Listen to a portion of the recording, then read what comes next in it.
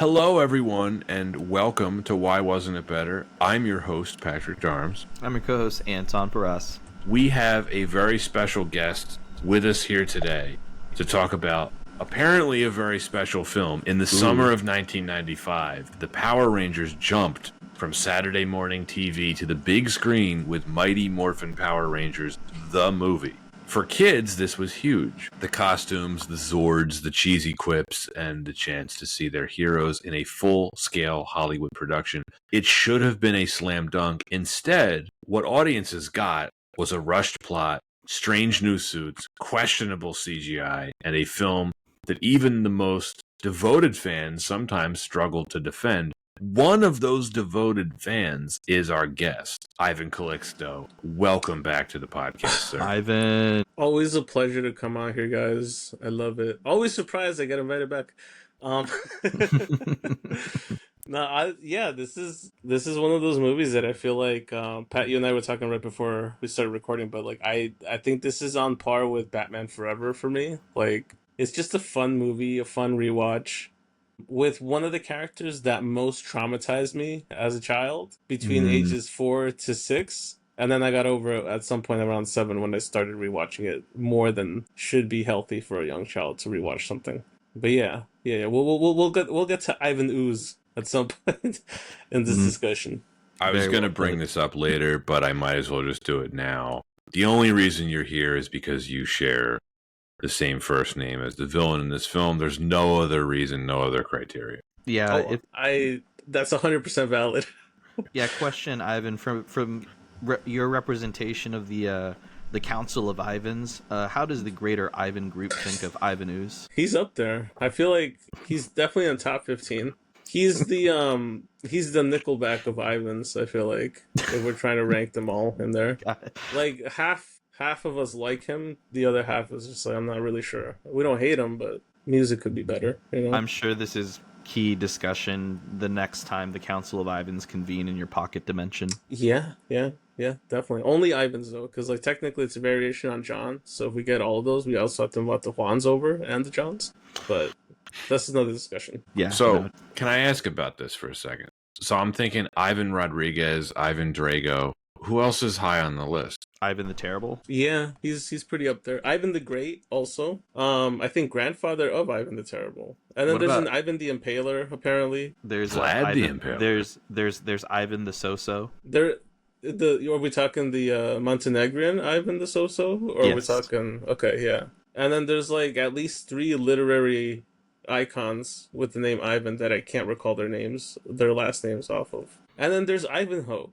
Right. Yeah. Right. There's also Crazy Ivan from The Hunt for Red October. He's right above me, honestly, on the rankings. It's actually, joke's on you, buddy. It's not a person. It's a thing. If only the Clancy heads would get that one. What about, there's probably a decent amount of Ivans that we've missed because we're not pronouncing it Ivan. So, yes. Shouts out to all Ivans out there. That's a hot topic of discussion, I feel like. Equivalent to the Latino or Latinx conversation in the Latin community. I feel like it's touching that. I feel like we could do a whole podcast on that. But I think that today we have quite the Ivan with Ivan Ooze.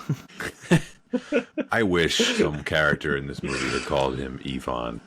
We're coming for you, Ivan. Ivan. Surprised the Red Ranger didn't call him that. Really quick, before we get into this week's episode, some admin. As always, we want to thank everyone for listening. If you're new to the podcast, please follow us. Please subscribe to us. Every follower matters. We encourage you to comment on YouTube or Spotify. You can follow us on all the major social medias, Instagram, X, and best of all, Letterboxd. You can see our full list of films on there. That's everything that we're going to cover for the future of the podcast. Links to everything are in the description. If you really like what we're doing and you want to help us keep the mics on, head on over to Patreon. That is www.patreon.com/WWIB podcast. You can support us directly. You can get access to episodes a full week early and ad-free, plus access to bonus content. Well said, Pat. Well, that's it for the admin.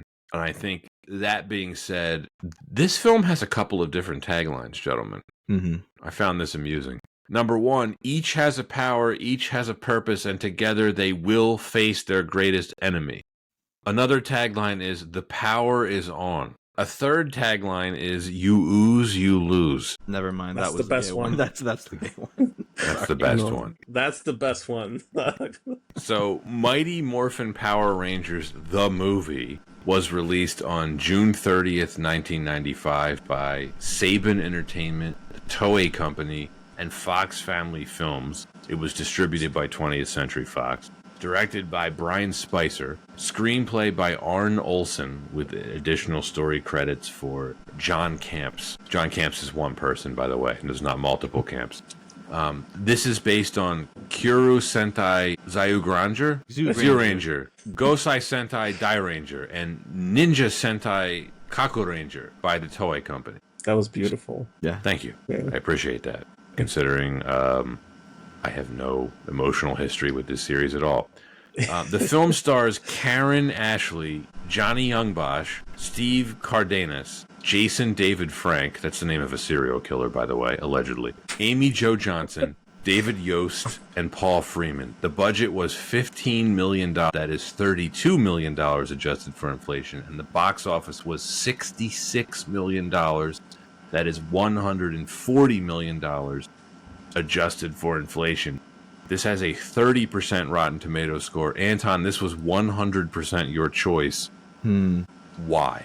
It is the 30th anniversary of this movie. I think a lot of people that grew up in the 90s will cringe as they hear that. But hey, it's the Power Rangers. It was insane in the 90s. For a lot of kids growing up, this was the show to watch, and this was the toy to have. And I couldn't think of another nostalgic series to cover on the show with a major film, which, as we go into it, pretty amazing that this happened. Pretty amazing that they decided to put a lot of money behind this movie. And I think we'll really dig into the layers of the quality of this film. But man, I'm a big Power Rangers guy. It was a big show for me. It was a really fun series, and one that I get very nostalgic talking about. So this is, Pat, my film that I know is a bit more of a pain suggestion for you. So thank you for willing to cover this with us today. You're quite welcome. And I have to say, as an olive branch, this was shockingly not bad to watch. I did see this around the time that it came out. I didn't remember much about it. I did remember Ivan Ooze vaguely. I was trying to think of a reason why I didn't watch Power Rangers, because I was 7 years old when this film came out. I was the perfect target audience for it. I don't know why I didn't watch Power Rangers. I saw it because a number of my friends were into it. I don't know. I actually texted my parents about this. Like, why didn't I watch Power Rangers? And neither of them could remember. So they were of no help. So I was trying to come up with a list of, like, what was 7-year-old Pat watching in 1995. Batman the Animated Series was ending. Same. Yeah. I watched Wishbone. Remember that? Of course, the dog, PBS. Yes. I watched Doug. I watched Animaniacs. This was a year before Dragon Ball Z hit American television. I was really into movies at this point, so, like, maybe that's why. I have no idea why I didn't watch Power Rangers. Well, can I ask you this, Pat? Did you ever jump off a couch or a bed or simulate some sort of, like, martial arts BS thing as a child? Of course. Yes. I feel like anyone who's, like, if you saw a few frames of Power Rangers, that's immediately what hooks you onto this thing back then. Yeah, that's a shared universal experience, along with trying to go Super Saiyan. But why didn't I have it? That's a good question. I don't know. Maybe you just never checked your local listings for when Fox Kids would be on. I have been racking my brain trying to come up with an answer for this. I can't find one. So, Ivan, I'll turn things over to you as our guest. I mean, we already know why you're here. You share the same first name as the villain in this film, but you were a Power Rangers fan growing up, yes? Yeah, no, I thought you guys chose this movie together. But Power Rangers, in particular, Mighty Morphin Power Rangers, that original series is near and dear to my heart from watching the reruns and watching all that growing up. But I think there's been like a resurgence of it lately. I know they kind of put the show on pause a couple years ago because it's been an ongoing thing, by the way, for in case anyone's listening that isn't familiar with it, although I kind of doubt it. But they kind of the owners of Power Rangers at the moment is no longer Saban Entertainment, it's Hasbro, who bought it from Disney, who had bought it. No, sorry, they bought it from Saban, who had bought it back from Disney, who they originally sold to in the early 2000s. There's been a little bit of a hot potato game going on, yeah. But this year, I've seen the Power Rangers pop up on Fortnite. I've seen the Power Rangers pop up on. There's some sort of like YouTube family that's like doing some sort of like movie for them coming up soon. And this is just kind of going off of a Power Rangers Google search from a couple days ago. Yeah, so it's fair to say Power Rangers are still very healthy in 2025. The Mighty Morphin Power Rangers in particular. Because I feel like anytime somebody brings back Power Rangers into the conversation in pop culture, it's Mighty Morphin Power. It's never the 20 somewhat odd other seasons of Power Rangers that we've had over the years. Wait, what's the difference? There's just every season is a new set of Rangers. It's a new setting backdrop. It's very basically the same formula. But it's basically a reboot every season that comes out. Is that basically because they just don't want to give any of the cast a raise? No, yes and no. Yes, because I feel like that's how it started, right, Anton? I feel like you had a pretty stable set of characters from the first season, the Mighty Morphin, all the way to whatever the season was, is when they finally cut off the whole Zordon and Alpha storyline. Yeah, I mean, it's just the structure of the series. It's why it was so groundbreaking at the time, was, at least from a production standpoint, they just didn't have to do as much production, because all you have to do is just splice footage from the Japanese Super Sentai series, and you take that formula, and the Super Sentai series also rebooted every single season, or there was a new season every season. So you basically have all that content over, 30 years of content that you can just keep doing this. Or actually, yeah, you're right. No, it's much older than the... It's like 40 something, I think. Yeah, it's much older than the American series. So yeah, they have many, many years of content to build off of and continue splicing and underpaying actors. On a basic level, though, Pat, I think you're right. I think it's mostly like I don't want this person to become too popular. Now we feel, or they feel, like they're worth X amount versus what we want to pay them. Yeah, they set that precedent very early on. Yeah. Sidebar for you, Anton. This is right up Garrett Hedlund's alley. Oh, I mean, he would have been a great Power Ranger. I'm not going to give Garrett Hedlund the satisfaction of saying that he would have been a good Power Ranger, because a good Power Ranger has also, a kind heart. Garrett Hedlund presented us with horrors in whatever movie he was in, so... Wow, that's harsh. That's harsh. I don't know if he has a kind heart. Because the acting is about on the same level as him in this movie. Yeah, it's well, that is already touching on this film. I think we're already digging into it, and we already have a lot of juicy production.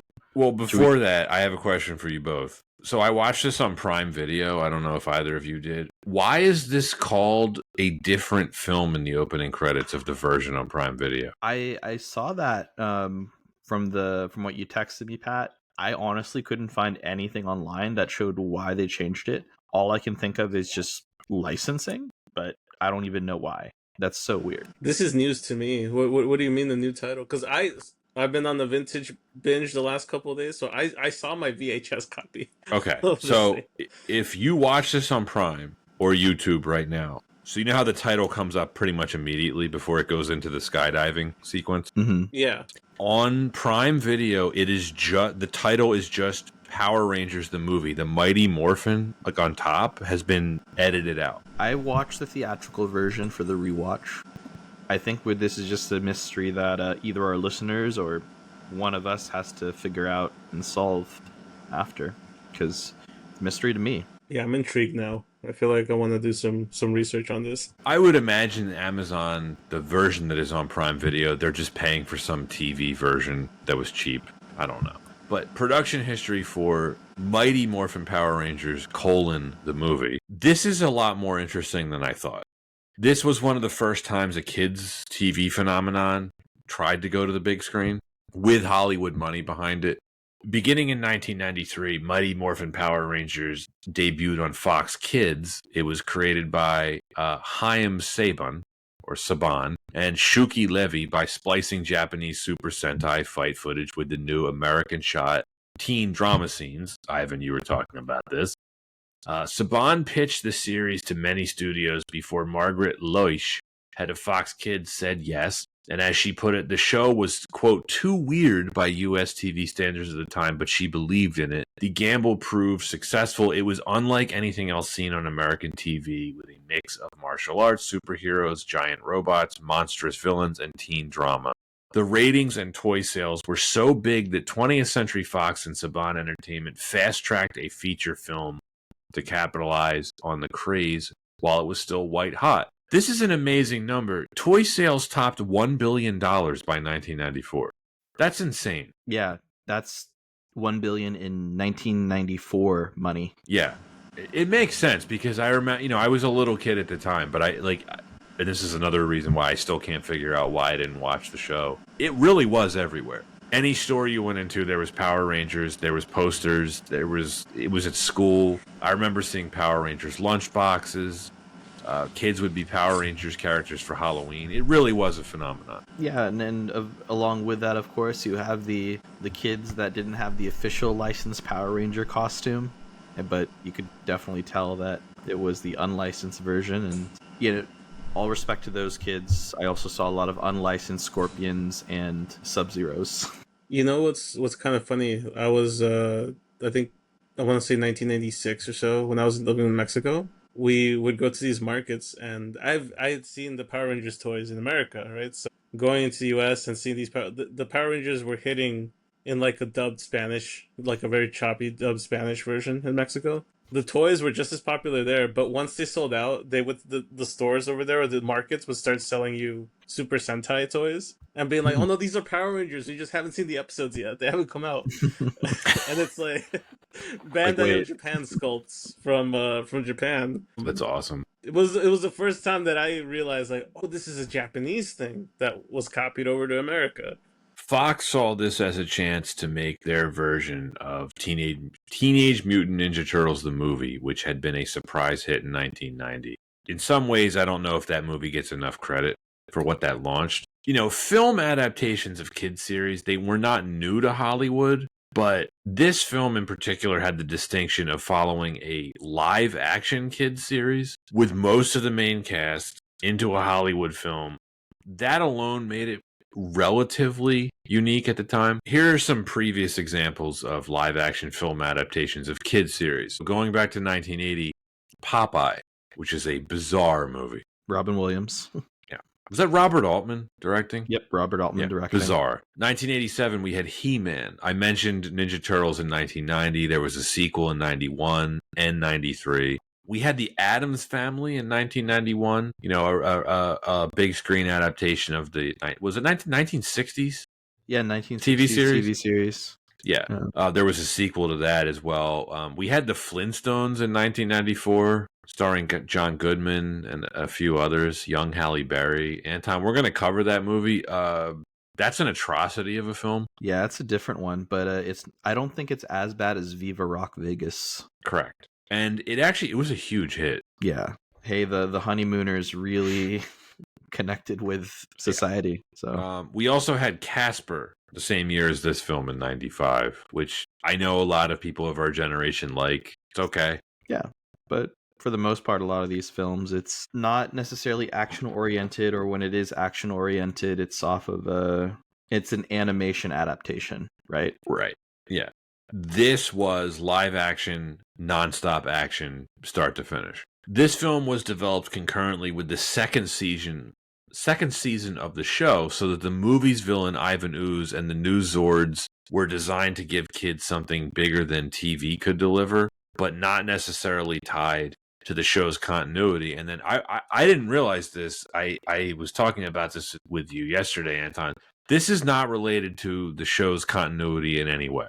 Nope, it is non-canonical. Which is confusing for the layman like me who has no knowledge of this stuff whatsoever. You would think this would be fit right into the show that was going on at the time, but no.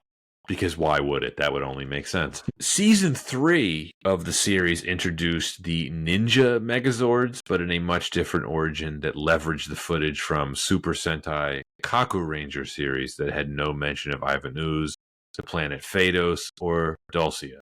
That is so foolish to not include Dulcia. How are they going to do her like that? They would have had to pay her more. She would have been too popular.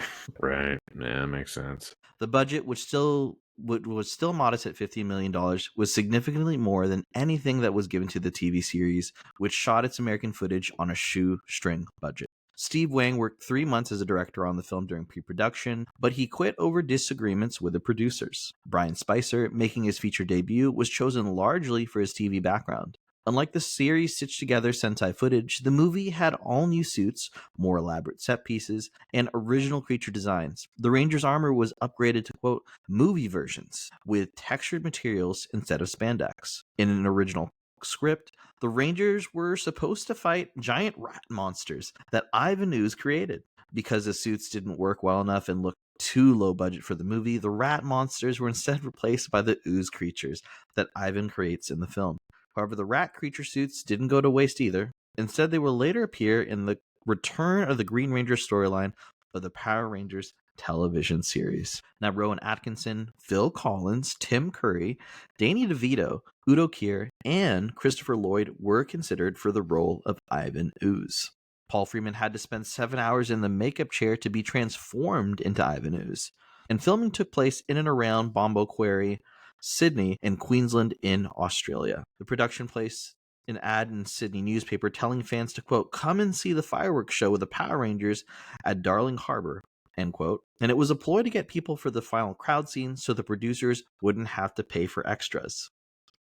Of course, the film leaned heavily on early CGI for the Zord battles, which we'll touch on. Oh, it sure did. And because the film went over budget and over schedule, the second season of the show overlapped with the film production. They were supposed to finish filming when they returned home to America. 6 episodes, the 2 sets of 2-parters, had some filming done in Australia. And that is it for our production of Mighty Morphin Power Rangers, the movie. We are going to take a quick break, and then we will talk why wasn't it better. Anton, why wasn't this Mighty Morphin Power Rangers the movie better? Well, we just touched on the production, but we gotta go back to it. It's our number one reason. It's the production. It's important to take a step back. For the first time, top to bottom, this series had a full budget to flesh out an American interpretation of the Super Sentai series. Now, don't get it twisted. This is no longer a mashup meant to take a lean TV series for kids, but this is a big budget Hollywood film with a real script that is just American footage from beginning to end. Now, that is very enticing, but we can see how something that is built on a mishmash, it could be hard to have a fully baked product. You guys would agree. I think they were definitely out of their element for sure. Because we're talking about a show that's like heavily reliant on like you. So this is the first time that from step A to step B, right? Like all of it is shot in original American footage. So they had, not only did they have to redefine like what they, or try to find that same tempo, it wasn't going to match it at all. It's a different beast. But I also feel like this is something that I was just talking about yesterday too, with like, because we're going to have something similar to this next year with Mando and Grogu going onto the big screen. But when you transfer stuff from television to movies, I feel like sometimes there's a disconnect in terms of like, hey, now you're going into a much wider camp where you have to appeal to a wider audience than you do in your like the smaller screen, because you've already established and made the work to establish a sort of audience for you. So while it was hot for a kids movie, I feel like the kids movies or kids content that does well at the box office has to also appeal to the parents. And I feel like that's where it maybe didn't appeal quite as much as it could have. Yeah, I don't think that. I mean, I agree with your point. I don't think that they thought about those poor parents that had to go see this movie that had no idea what Power Rangers was, and they were like, what is this is what my kid's crazy about. Just like in the vein of Power Rangers, this is our villain of the week. The source material just itself was a rehash, so there wasn't really a ton to work with here. So when you put together a full movie, I see it from the producer's standpoint, focus on the flashiness. We're going all sizzle, here. So, even looking at the different elements, think about how much of the major scenes is really just based on the Rangers doing cool things that was awesome in the 90s. I mean, what does the movie open up with? The most 90s thing ever. Skydiving followed by rollerblading. You guys don't rollerblade on the weekends still? Well, that's not a thing. let's not forget a very key element, the soundtrack that also goes along with this skydiving and rollerblading. It's a sick soundtrack. This is a strangely impressive soundtrack.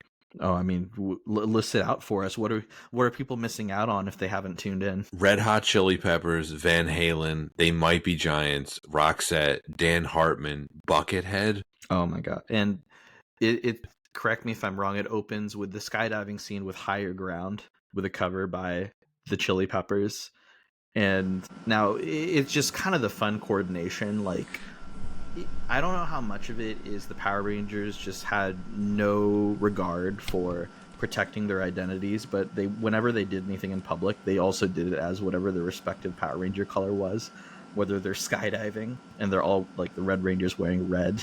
I was going to ask you, are they supposed to have secret identities? They're supposed to. Are they? I feel like...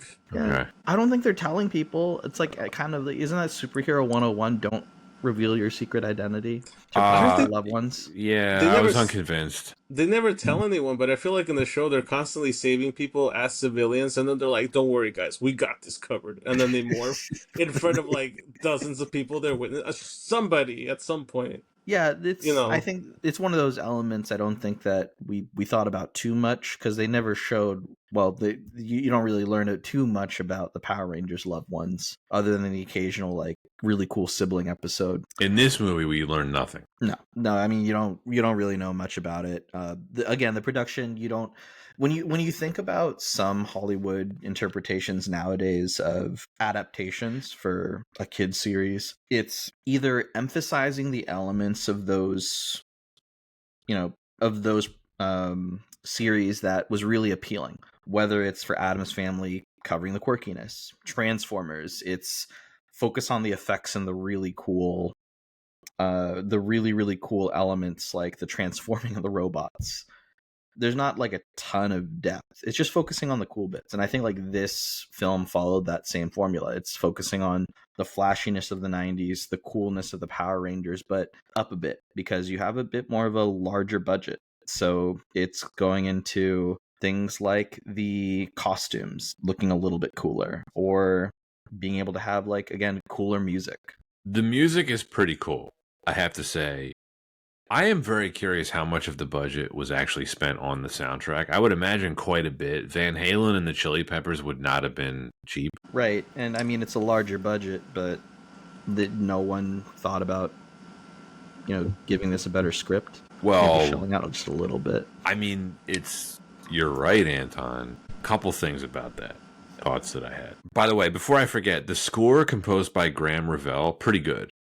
I liked it. He did our least favorite animated movie, Titan AE, I believe. Very accomplished composer. I just wanted to give him a shout out. No jokes about Titan AE. Mm-hmm. It is filmed like a music video, almost every scene, which I appreciated. And this is the thing, though, that you're talking about the budget and everything, the production. One of the questions you inevitably ask yourself when you're watching a movie like this 30 years later is like, does it hold up? I think parts of it do, parts of it don't.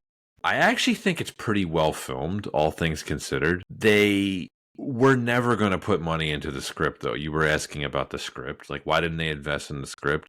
Because this was not a movie that was ever intended to hold up. This was a flash in the pan, get money quick, cash grab type of movie. Let's capitalize on this series, which is on American TV right now. Legacy did not matter to 20th Century Fox. You told me this offline yesterday because I didn't realize this.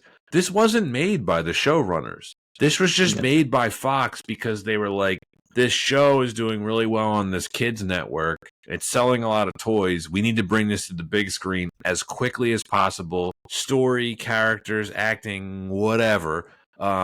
Let's hire a director who kind of knows what he's doing with the TV series. Let's put a bunch of money into the soundtrack. We'll maybe put a bunch of money into the special effects. We can talk about that a little bit too. But this was never intended to hold up. I think in terms of what this movie was supposed to achieve, I think it executed on that. No, I think those are all really, really strong points. I completely agree with it.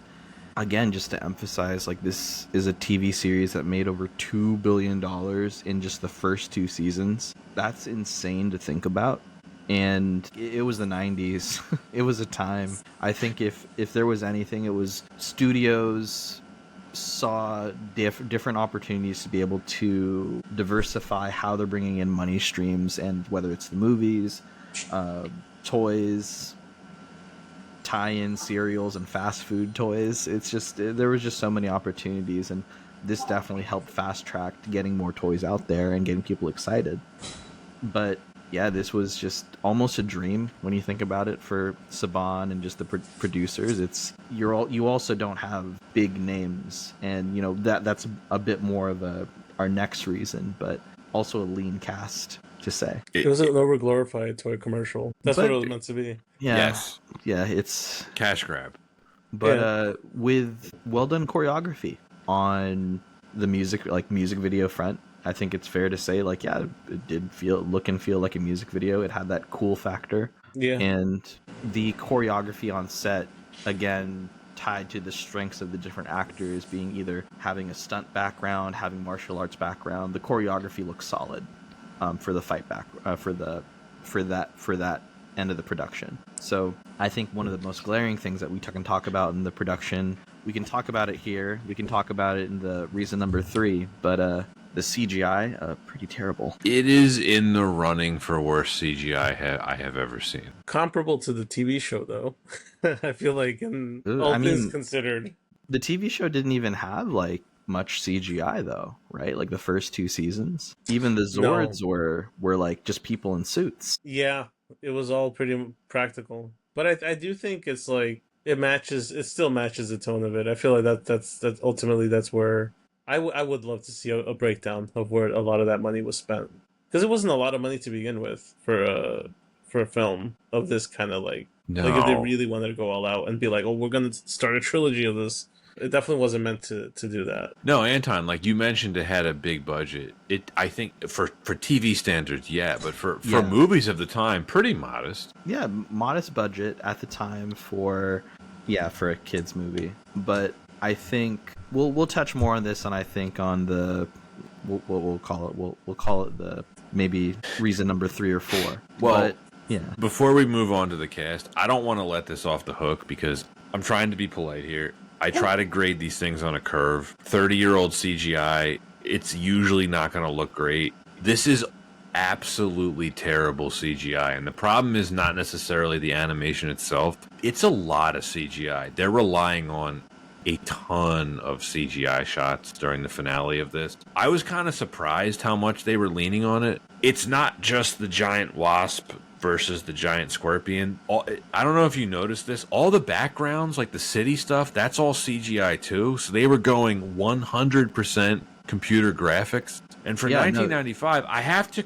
commend them for their ambition, but my goodness, does it look bad. It looks bad. I think this is, as early as it was, this is the era where we like to talk about there is CGI that holds up, and then there's CGI that was fast. They wanted it fast. They wanted it on a budget, and they just wanted to get it out. And so you get PS1, slightly better than PS1 graphics at this point. But, yeah, bad CGI, no doubt. I think the most jarring thing for me was when Ivan Ooze does, like, the loogie that turns into, like, a big glob, and then that turns into the Tengu warriors. That was just super jarring. Were those like the rat people? They were the bird people. Oh, right, okay.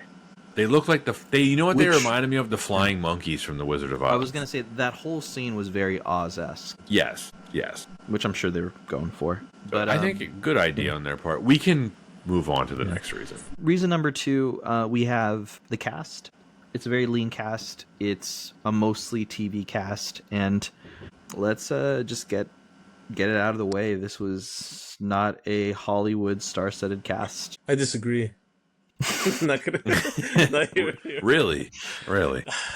Dulce alone was a really really big actress back in that day. Oh. What My else was she God. in, Ivan? Uh, YouTube Shorts now. Listen, yeah, you're right. It was a pretty lean cast, no notable names, which contributed to the low budget that they had on here. I was gonna say they weren't paying the cast any money. That's for sure. I don't know if So, it's true, but I heard that they paid them more or less the salary of an episode for this. you know what's really funny? Like you can look it up. Most actors on the show were paid 600. The main cast was paid $600 a week. Yeah, yeah, it was pretty low.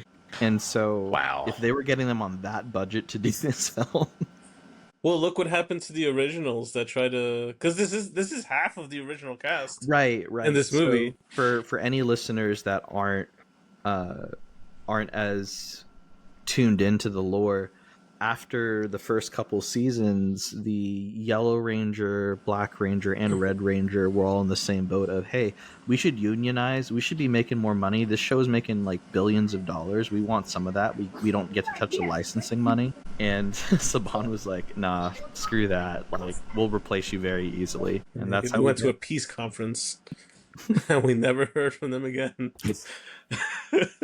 Yeah, and so we get our new Red Ranger, Yellow Ranger, and Black Ranger. And then they upgraded the then Green Ranger to the White Ranger, and the White Ranger's the new leader of the group, who, again, in this film was very front and center. Our Tommy, our Jason David Frank, rest in peace. Tragedy. Nice guy. Nice guy. Yeah. Is he the one with the receding hairline? Is He it was the one receding? with a ponytail. Ivan, Yeah. look at me.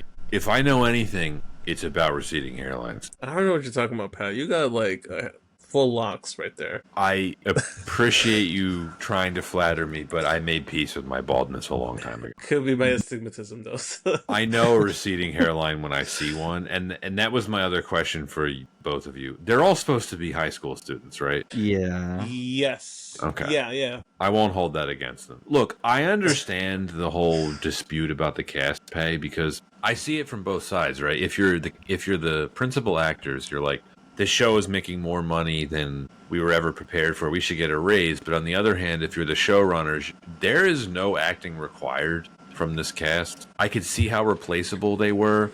None of the Power Rangers in this film are given character arcs. There's no character development. They are never asked to really do any type of dramatic acting whatsoever. I don't want to be too harsh on them because I don't think any of them are good actors, but they're not trying to be or they're not asked to be. It's like they're reading off cue cards. I think they were doing exactly what was asked of them. Does that make sense? Yeah, I think it's like and I think they kind of stuck with that sort of caliber of quote unquote acting for the shows throughout the run of the entire franchise. It's like background actors sort of like could come in and fill that role if they needed to. Yeah, I mean, you could even just look at this main cast, look at the career for the most part, other than what Amy Jo Johnson did a few Hallmark movies, or I think the most successful of this group was Johnny Young Bosch, the Black Ranger, who very illustrious career as a voice actor.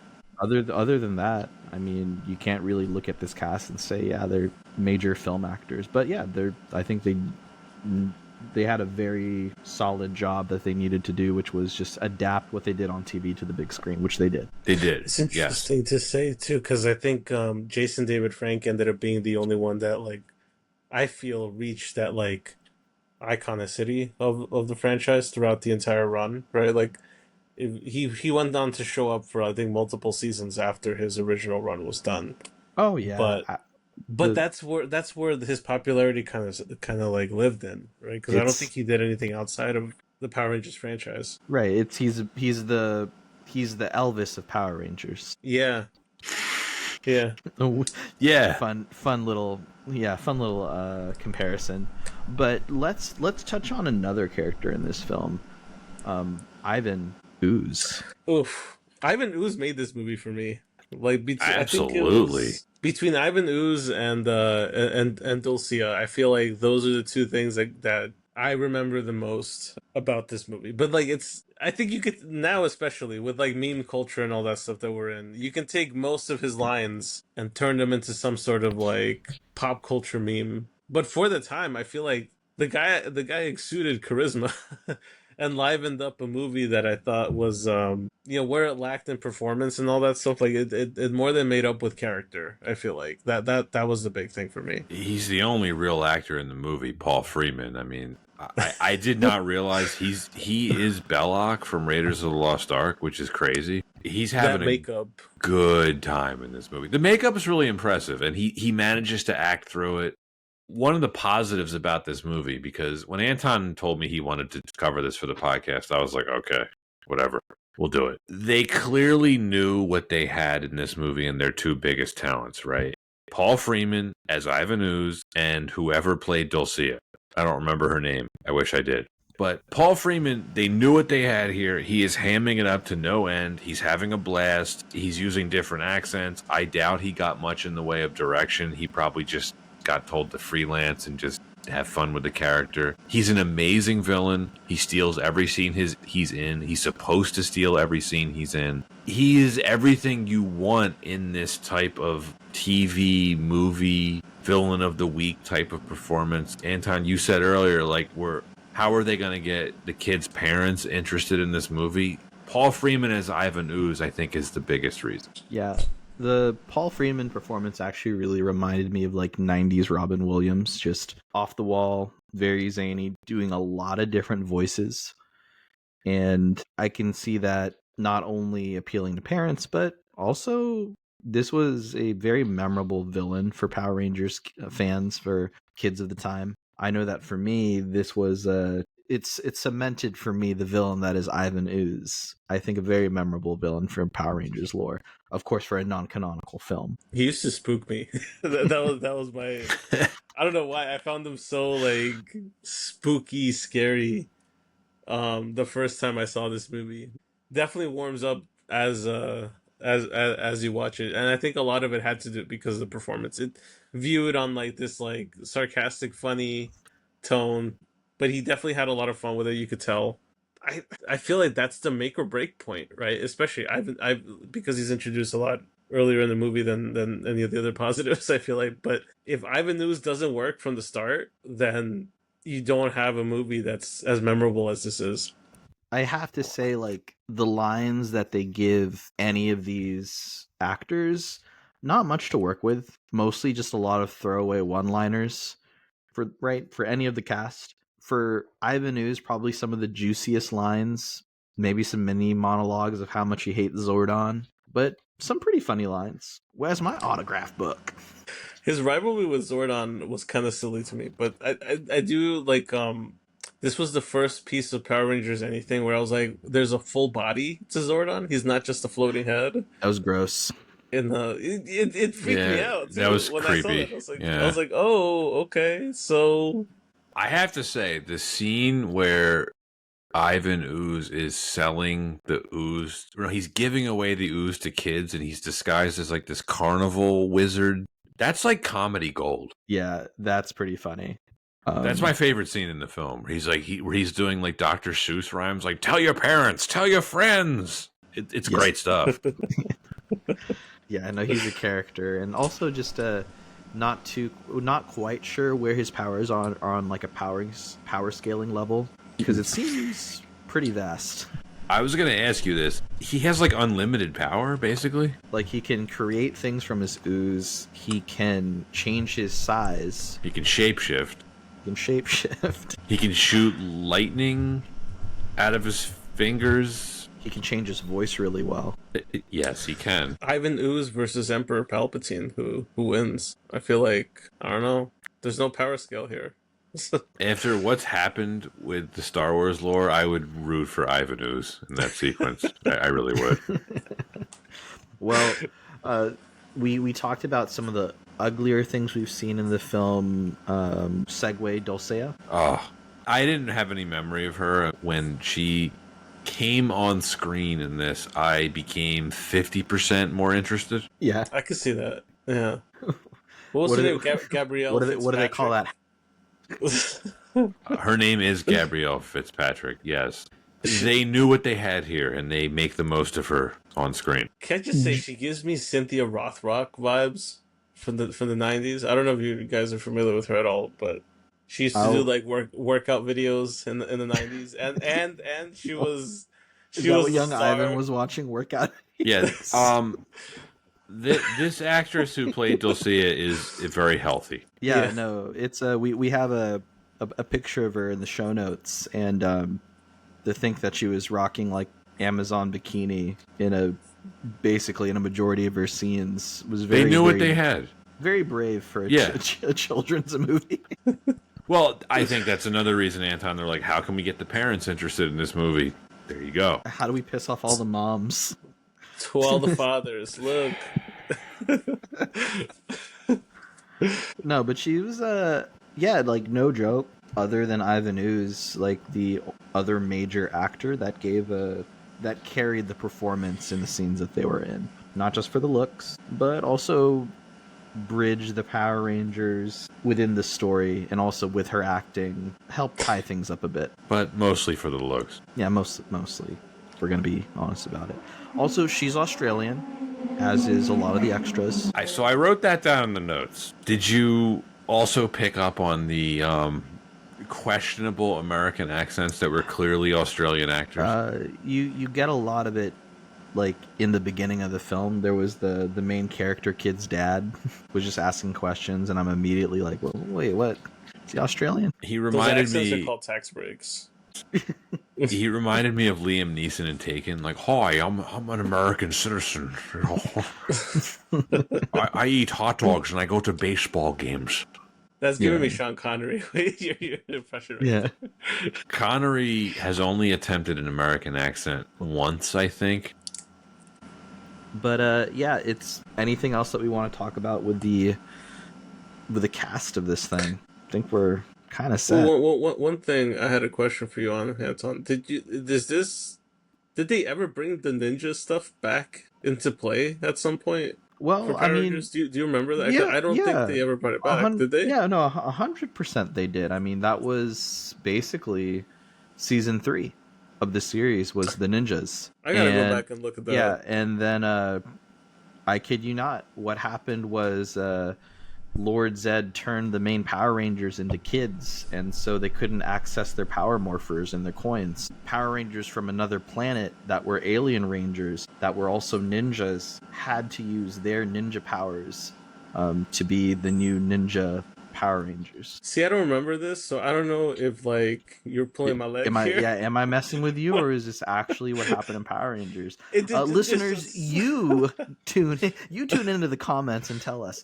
But yeah, it's ding 100% true. Okay, because see now you sold me on season 3. I gotta go back and take a look because I don't remember any of that. Yeah, I think that there was a mix of season 3 and season 4 was very like the Power Rangers are going ninja, and we're diving into this side of the Super Sentai series. Again, it had nothing to do with whatever happened in this film. It was such a 90s show. Yeah. Also, on the subject of Ivan Ooze and this, the fact that they use the word ooze here is like dates this movie to the 90s with the whole push of ooze with the Mutant Ninja Turtles as well. That's true. This time, 90s was a very ooze time. Yeah. We should bring back the ooze. I feel like it's time. I'll support you in that endeavor. You could do it. Yeah. But I think let's go ahead and touch on the next reason, and this is just a very catch-all reason, but really it's basically a big budget episode, right? Like this doesn't stray away from the structure of any episode of Power Rangers. Now, the film, of course, starts with a very ham-fisted exposition, like text crawl. It's a lot. It's also narrated by our muse, Dulcea. But it follows, like, a structure for Power Rangers that I think every fan recognizes, right? So the heroes are hanging out in their location, usually Angel Grove. This movie plays. Yep. They're going through some sort of relatable teenage life problem. Insert here, drugs, bullying. Rollerblading. Airlines. Yeah. A monster comes in and terrorizes Angel Grove. The Power Rangers have to come in and fight the villains. Typically, something's in their way. They can't beat the villain outright. Power Rangers have to then lick their wounds, acknowledge what they have to do, learn something to come back and beat the villain. They implement that new learning. They go for a Megazord battle for an epic showdown, and they beat the villain. And the Power Rangers have won, and the teenage life problem has actually been interwoven and tied to this whole episode the whole time. We learned something today, and that is basically 24 minutes of Power Rangers, except we have expanded it now for this film. Would you both agree that it basically follows that same format? Pretty much. You missed a little detail though. The destruction of half of Angel Grove during the Right. Megazord battles. Is it the commonplace. same half of Angel Grove gets destroyed every time? Always by two giant people in suits, usually in the typical episode. It's interesting too. So my favorite Megazord in the original series was the Dragon Zord and the Green Ranger's Megazord. And I always found it very interesting that, yeah, every footage of him coming out of the water and then just stepping on buildings, it always seemed like the same building. So I felt bad for whoever owned those buildings as a kid. I was like, oh, that sucks. They have to keep building them again. It's the most insured building in Angel Grove. That's why they're like, it's fine. It's Yeah. cool. Just keep stepping on it. Also, the Dragon Zord looked like a T-Rex to me the entire run of that show. Yeah. So now that we've agreed it follows the same structure of an episode, it's basically a big budget episode. There's no other way to go about it. There's a lot of aspects, good and bad, that you can really touch on. I mean, what we've already said, Ivan Ooze, like on the good side of things, Ivan Ooze is a great villain. He hams it up. Tommy Oliver is a great TV hero lead, right? Arguably, you just capitalize on that. Seeing Ivan Ooze terrorize the command center with a bigger budget actually looks way cooler on the big screen than I think it could ever look on TV. We had one example of the command center legit blowing up on TV, and it did not look as cool. The upgrades of some of the suits actually were. I think now that I rewatched it, I do appreciate more than I remember as a kid, because I feel like what was stopping them from using those for the rest of the show? It was really cool, right? Yeah, they could have made it work. The big thing for me was with the Yellow Ranger activates the random lights in her helmet. Yeah. They did not have that capability in the TV series. I think they had to maybe pay like $5,000 to add that scene in the movie, but I think well worth it. Yeah. That and Lord Zed's upgrade I thought was really, really cool. And I think that this is something that you have to put on the actors. You have to put this on the crew. Anyone that worked on the TV series that now has a chance to work on it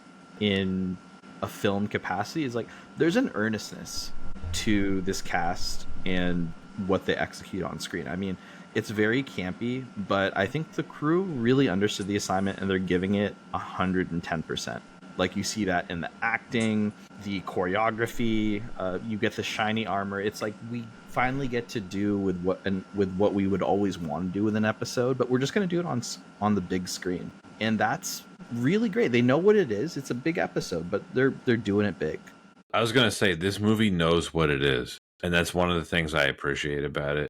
There's a review of this film from the LA Times, Anton, by Kevin Thomas, who says it has a, quote, a refreshing lack of pretentiousness, end quote. It's really well said. This movie's very silly and very campy, as you were alluding to, but it's not pretending to be anything else. None of the cast are pretending it's anything else. None of the writing is pretending it's anything else. And I actually think the fight choreography is pretty good. You mentioned the scene where, like, the whatever ranger activates the lights on her helmet when they're hunting for Ivan Ooze's like minions or whatever. It's like a pretty cool scene in the darkness in that construction site. I really enjoyed that stuff. Yeah, and you kind of have to, again, just give a lot of credit to the cast for leaning into their strengths, which was, hey, we're going to take this TV show, put it on the big screen, let's do our thing. And I think one of the scenes that really emphasized that for me was the opening where you get the TV show bullies, Bulk and Skull. And of course, they're going to be included in the big budget Power Rangers movie because of why wouldn't you? And they're doing their very TV campy thing of like, we're overconfident. We're going to jump out of this plane first. And of course, you have the Pink Ranger then pointing out like, well, you're going to need your parachutes. You might be forgetting these. it's very TV quality lines, and it's very campy humor, but it's pure gold. It fits the film perfectly, and it fits the tone perfectly. And I think it's great to, again, to be able to see that in with a bigger budget that then transitions into a pretty sick skydiving scene.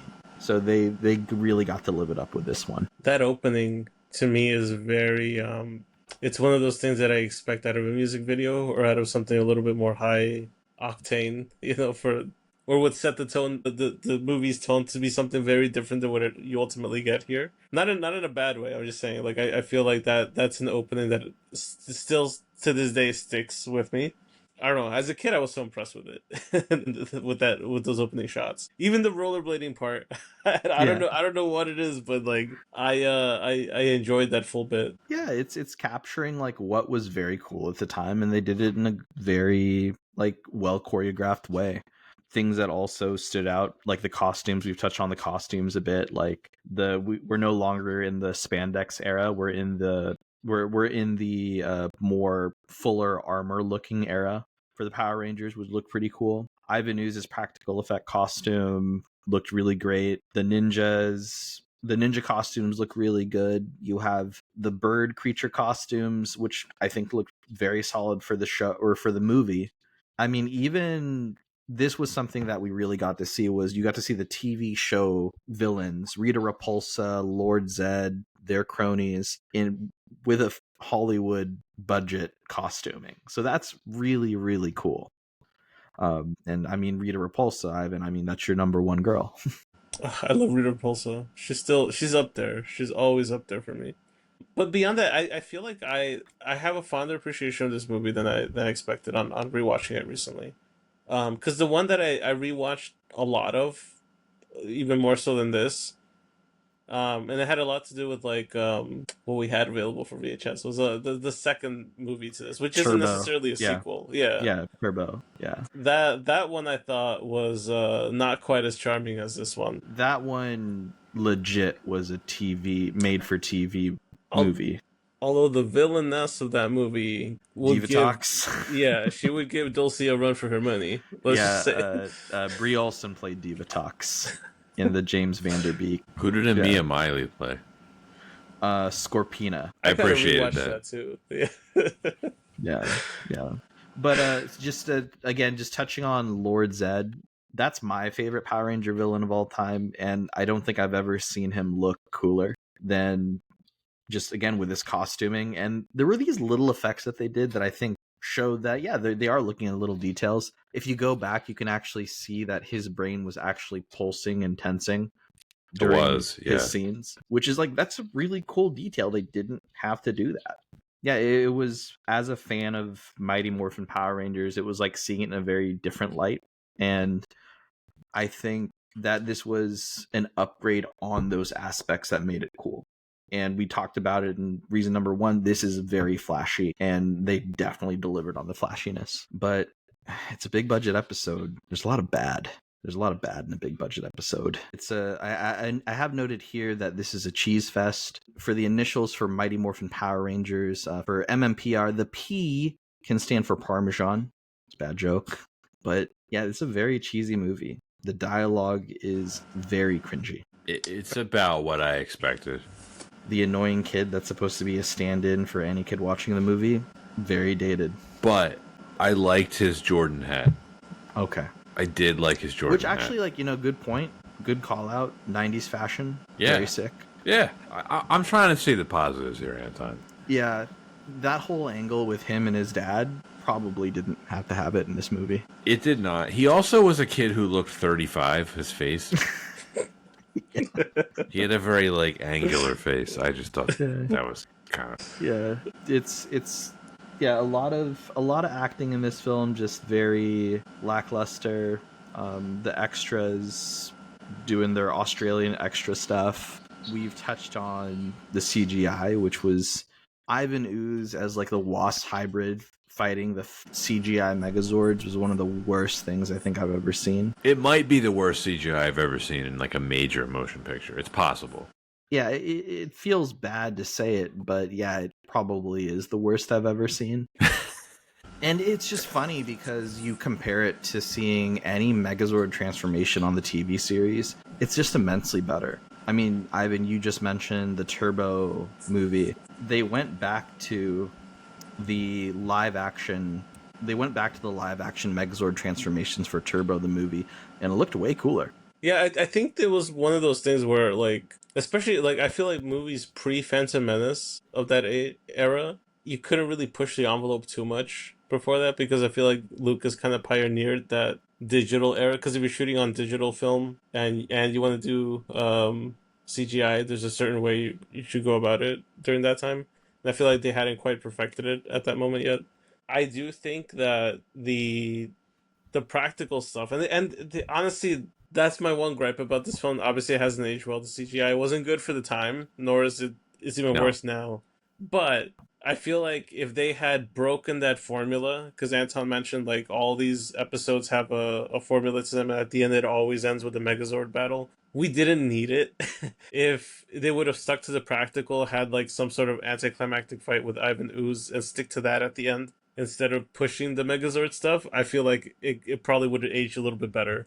That being said, there's a little bit of a charm to the really bad CGI for me that I'm kind of like taken back to that era. But I feel like if you're not nostalgic for this film, it's not going to do you anything. There's I know what you mean. Like you can have nostalgia for bad things, for very crappy quality things. I like the show Reboot. I don't know if either of you guys saw that in like in the 90s. It was like it was No. the first ever full CGI TV series. It was the animated CGI TV series called Reboot. Looks pretty bad. But I think we got to be objective about these things. It's still not great, but it shouldn't take away from people's enjoyment. If This you was like like one step above the CGI in the original Tron movie. it. Is it a step back? I mean, let's be really It might honest be. about it. It's bad. Like it's bad. Like the I dare anyone to look into Ivan Ooze Wasp's eyes and just not see just soulless CGI eyes. It might as well be a cutscene from like Crash Bandicoot. I would rather watch a cutscene from Crash Bandicoot because at Same. least it's entertaining. But on the Game Boy Color port, Ooh, not the main let's go. console. Yeah, I'm talking That's- console. Yeah, I mean this No, is I mean, like yeah, oof. the film did not do itself any favors with all the CGI. It didn't. Because the things that were really cool is then you compare it to, again, the TV show with the same exact Megazords, the Falcon Zord, any of the other Ninja Zords. They look a bit cooler. Not great quality, but a bit cooler. Take my word for it. I wanted to get both of yours perspective on something. This is kind of moving into the last reason, Anton, if you don't mind. Because you guys are very familiar with this series. I'm not. For as popular as this was at the time, why didn't this movie make money? Like it made a profit. $66 million on a $15 million budget is nothing special at all. Like what happened? It's a good question. I think like when you get into the 90s and at that point in 1994, it's already quite a bloodbath for what you're competing with. And trying to capture the attention, even as popular as the Power Rangers, you still got a lot to compete with. And getting kids to the movie theaters, it's tough. I think there's a couple reasons for it, right? I feel like it's one of those like, and this is my concern for the upcoming Star Wars Mandalorian movie too. Like you have it at home, you've had this type of content by way of offering it for free to viewers on television, right? So it's almost like you have to sell them on the idea of like, yeah, but this is a premium version of it. And I think especially during that time, it was word of mouth that either got more people to sit into the theater and stomach it, or it's word of mouth that's like, you know what, maybe it's not worth the trip to the movies. Because either way, kid, you get your serving of Power Rangers every on Saturday mornings. So it doesn't really, I feel like they didn't really quite push they were relying on the fact that it's Power Rangers to sell itself. And I don't think that that's necessarily the way that the box office kind of reacts. It's a different stage. This is the peak of Power Rangers popularity, yes, but also it's a different stage. It just it doesn't mesh. It doesn't overlap as much as I think people kind of give it or kind of think of it now. Because I can think of other movies that kind of like in a similar vein to Power Rangers were reaching their peak popularity on TV, and so they made a movie project. Like I can think of Pokemon, the first and the second movie of Pokemon. I can think of live action stuff. The Hannah Montana movie. I'm pretty sure that was another like big test of like, hey, I have this really big preteen kid audience. Can we translate that to a big box office win? It becomes this thing of like, well, you have to sell it. You have to be able to speak to it being worth it. Yeah, and no, I think that's really well put, Ivan. And June was not an easy month with competing, of course, with the on this podcast very beloved Batman Forever, and then of course you have to compete with Pocahontas in June. So those are just a couple films that are gonna grab the attention of kids. Casper was still in theaters too. Oh, Casper, who can forget? Also, funny enough, Judge Dredd. But I don't think there were a ton of kids going to see Judge Dredd. No, but Anton, you brought up the two biggest pieces to this. This film had to compete with Batman Forever and Pocahontas. There's your answer. Yeah. Was it in the same like release window? Oh yeah. Yeah. Yep. Okay. That would explain it then. Yep. Yeah, but it still had, it made probably enough money that the studio's like, hey, good job. We made a bit more money that we're not going to give to the crew. What did we say the budget was for this? 15. It's small. And it made 66. It's not great. Yeah, I mean, there's a little bit of a myth to things, where people are like, "Oh, double it," and that's the actual budget of a film. If you include marketing and all that, that's not how that works necessarily. So that's still a pretty healthy amount of money that they're making. It's okay, but the reason why I wanted to ask you about the disappointment, the Teenage Mutant Ninja Turtles movie made $200 million. So I'm sure they were expecting or hoping for that kind of money, and they didn't get it. And they didn't, but like the film itself, I think, and I'll without looking at the numbers, I'll attest to this. It's probably did way more for the merchandise and the licensing tie-ins. I mean, of course, you have do you guys remember Discovery Zone? Yeah, of course. Yeah. Yes. Like I had a birthday at Discovery Zone. It was the Power Rangers tie-in. Like at the time, you could get the wrist activators. That was really big. Again, having it at Discovery Zone. A challenge to anyone under the age of 30 if you know what Discovery Zone is. I was gonna say, when did Discovery Zone fold? 2005. I wouldn't be shocked if it was in the 90s when 1996. So, but 2001 is when they completely permanently closed. But 1996 is when they started to shutter. Okay, that makes sense. Yeah. But it's I guess we're starting to kind of wrap it up here. This was a glorified TV episode with a bit of extra dollars to kind of spruce it up a bit. I don't think critics at the time thought very favorably. You did mention that one review that praised it for its unpretentiousness, but I think for the most part, a lot of people didn't really see much value in this film. Well, this is the type of movie, you're right, Anton. It's almost like pointless to state the Rotten Tomatoes score, even though we do it for every episode, because it's not going to be high for this type of movie, and that's okay. Yeah, it did well enough. It did its job, get people to continue to like this Power Rangers. Had two sequels. There was the Turbo Power Rangers movie in 1997, which we already mentioned. There was a Netflix-only Mighty Morphin Power Rangers Once and Always that released in 2023. Again, it's only a Netflix film. But this was a film for the fans, and it really delivered on that. It wasn't a stripped down, overly serious deconstruction of a long-loved franchise. Looking at you, Power Rangers 2017. It's a totally different episode. Hey, this franchise made money for karate studios during the 90s, like for sure. This was pure fun Power Rangers. Well, unless we have anything else to say, shall we begin our grades? I do have one thing I wanted to ask both of you about, because I feel like Power Rangers touches a nostalgia bone in me.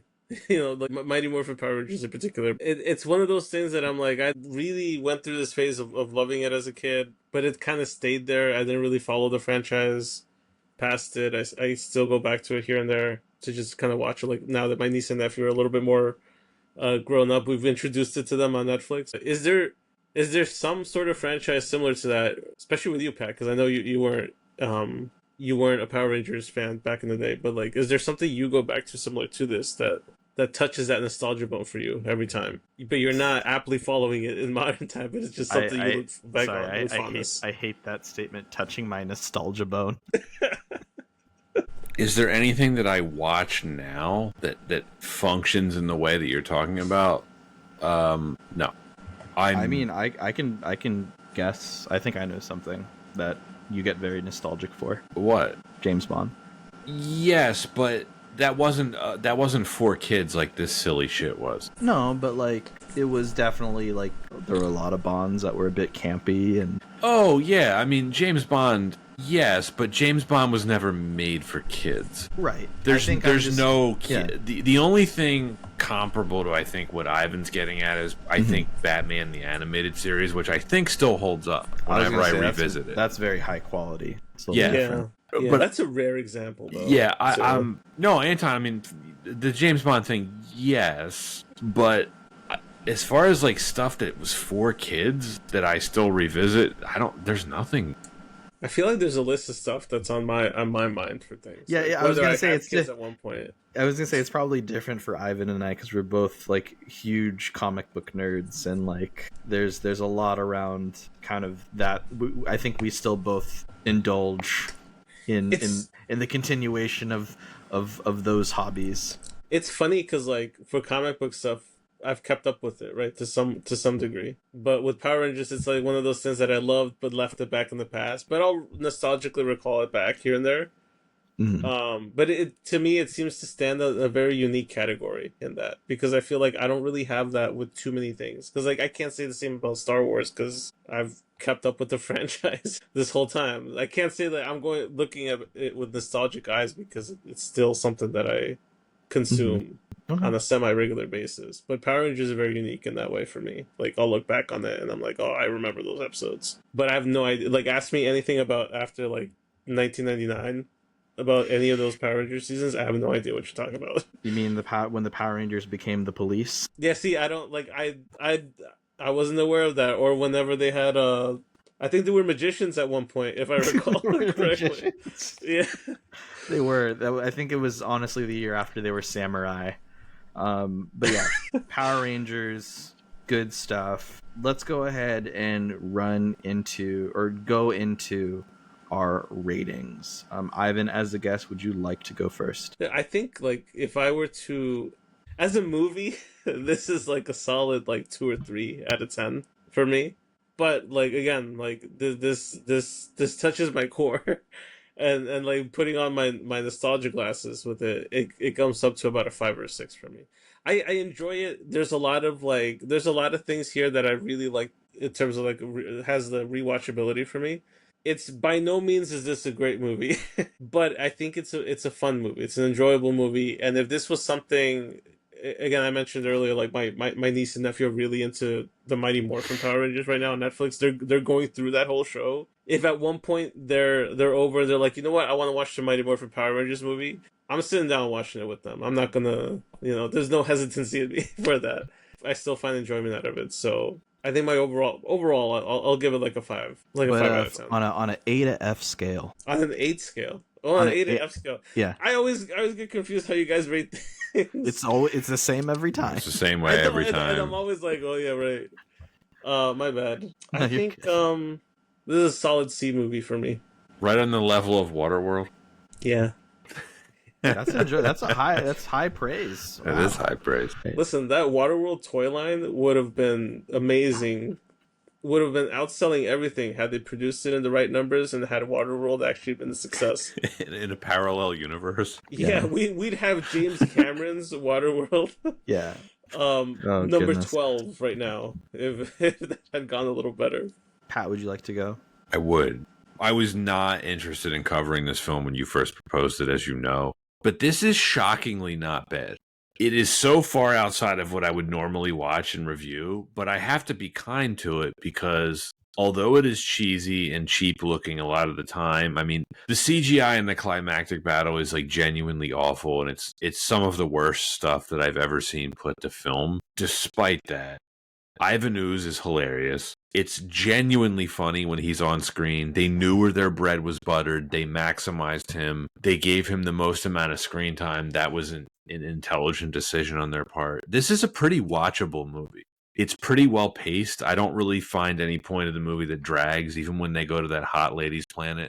I couldn't tell you anything about what this movie's about, but I absolutely would recommend this because I watched this with my nieces. They loved it. When my daughter is old enough to appreciate this kind of film, if she ever wants to watch Power Rangers, I would gladly watch this with her. It's not a movie that I would ever watch again myself, but that's okay because I'm not the intended target audience to this. This is definitely a movie that you said it earlier, it's a glorified TV episode, but it's not trying to be anything else. And I have to respect it for that. It's a D+ for me. I don't think it's a horrible movie despite having some really horrible things in it because it's not trying to be anything other than what it is. This movie knows what it is. It's watchable. And that's probably the highest compliment I can give it. To me, this movie is the best bits of any Power Rangers episode. And then they were given the budget to really just have fun with it. And I felt like this was this movie to me. It was just a lot of fun. And even with my nostalgia goggles of thinking about how much I enjoyed this film as a kid, even today, I see a lot of these aspects that make it very watchable, whether it's the fight choreography, the music in the film, the music video aspects of this film, the campiness that is very endearing. It knows what it is and it embraces it. And I feel like when the audience is in on it, this is a very easy watch. It's a very fun watch. It's like the lazy river of going to a film and just sitting back and just enjoying. You don't have to really think about it too hard. And that's honestly what Power Rangers was. It was a lot of flashiness, a lot of enjoyment, very simple. And hey, the crew knew the assignment. I think like there's a higher grade that I would give this if I was only grading out on nostalgia and all of the fun and having all of my bias again with this film. But objectively, I know that the quality of this film is just not high caliber. But I think it is a very watchable film. Just don't watch the last third of this film because then you'll have nightmares. The overall grade I give this film is a C-. And that is it for the Mighty Morphin Power Rangers, the movie. Glad we covered it. Yeah. Ivan, thank you for joining us today. That was a ton of fun. Definitely let us know about any updates during your next meeting with the Council of Ivans. Oh, yes, of course. There's a part of me that wishes I had a little bit more time. I would have gotten one of my buddies to do to play the theme to the Mighty Morphin Power Rangers here for you guys to have as a play out. I always love doing that stuff with the podcast I used to host. Nice. Well, thank you so much. We'll have you back again soon. And Pat, thank you for just agreeing to cover this episode. I hope you had fun. I did. This was a lot of fun. This is a very watchable movie, like I said. I'm glad we did it. Also, special thanks to Gabrielle Fitzpatrick. Wherever you are, we appreciate you. We do. Yeah. Well, that is it for this edition of Why Wasn't It Better? Thank you, and see you next week.